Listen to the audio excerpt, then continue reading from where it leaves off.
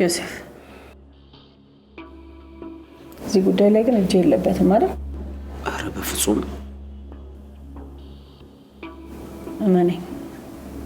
እዚህ ጉዳይ ላይ እጄ ካለበት ግን ድሮ የምታቀኝ ሳባ አይደለም ሆነለ። ኦኬ እኔ በፍጹም እዚህ ጉዳይ ላይ የለውም።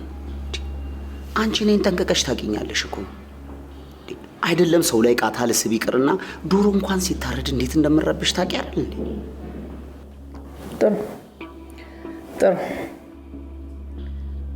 እዚህ ጉዳይ ላይ ግን ማንም ይሁን ማንም እጁ ያለበትን ሰው ስቃዩን ማበዛለት።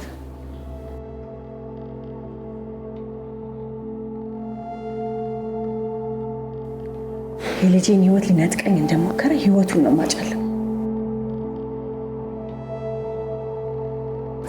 እኔ ሳባ አይደለሁም። ግን በሚስጥር የምትይዙ ከሆነ ማን ልጅሽ ላይ እንደተኮሰ ልነግርሽ እችላለሁ።